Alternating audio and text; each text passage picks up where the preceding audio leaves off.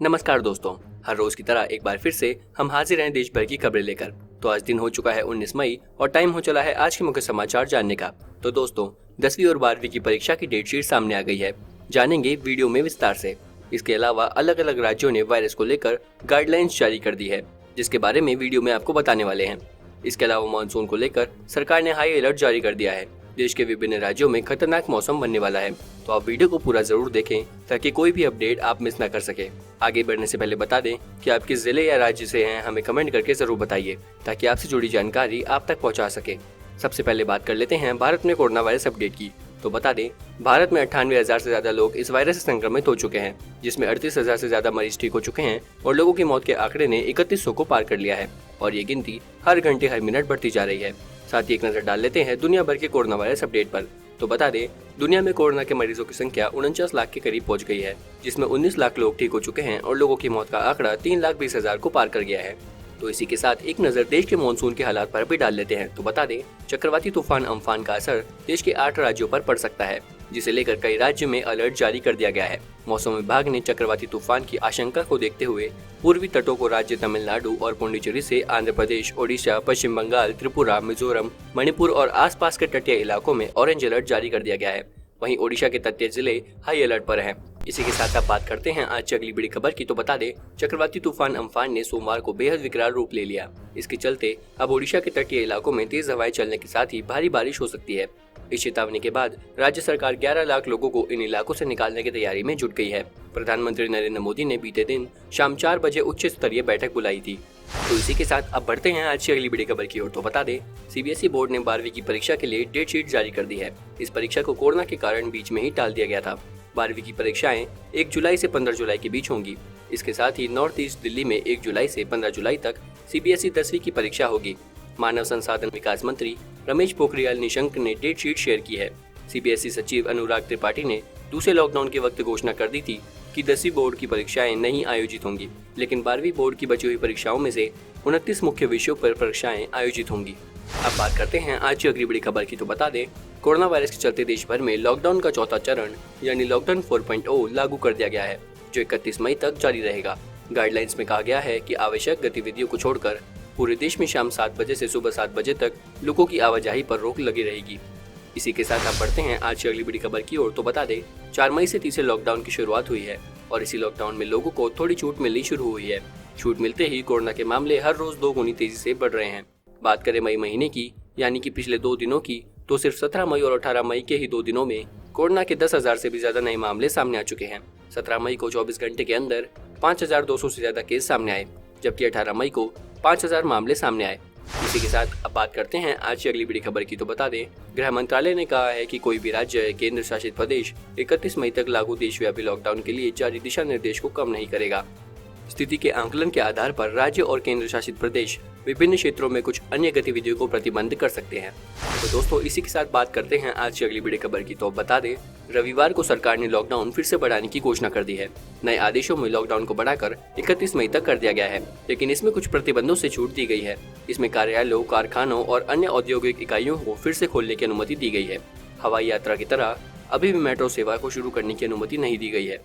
इसी तरह भारी भीड़ जुटाने वाली जगहों, शॉपिंग मॉल्स और सिनेमा हॉल्स को भी खोलने की अनुमति नहीं मिली है। अब बात करते हैं आज की अगली बड़ी खबर की। तो बता दें, बांग्लादेश की एक मेडिकल टीम ने दावा किया है कि उन्होंने कोरोना वायरस की दवा को लेकर रिसर्च की है और उन्हें इसमें सफलता भी मिल गई है।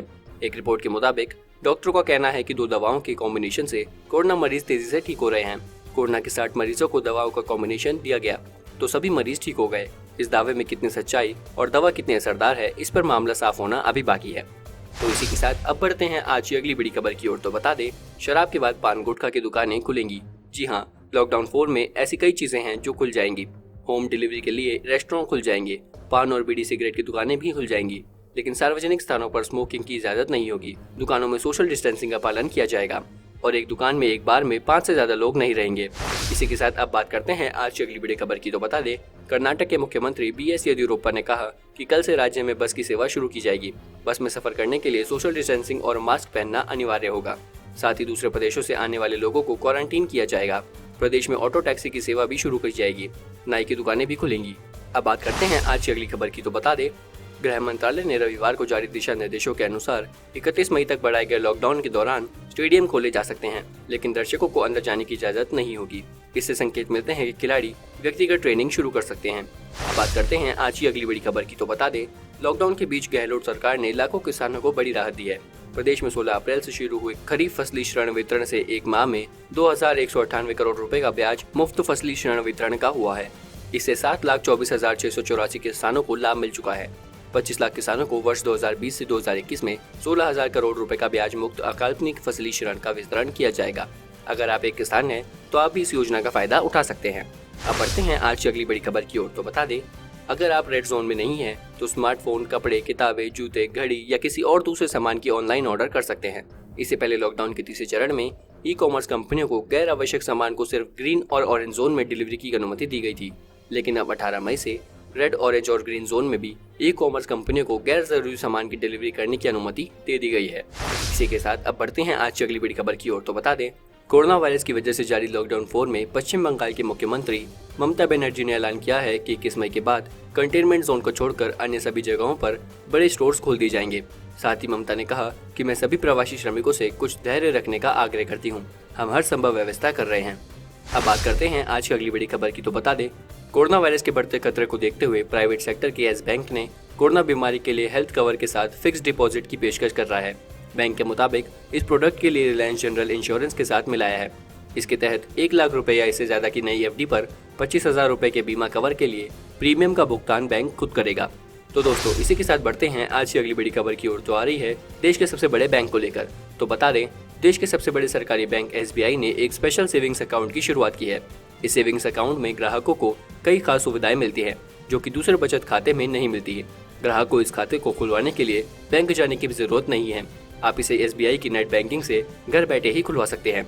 SBI की आधिकारिक वेबसाइट पर दी गई जानकारी के मुताबिक SBI अकाउंट होल्डर को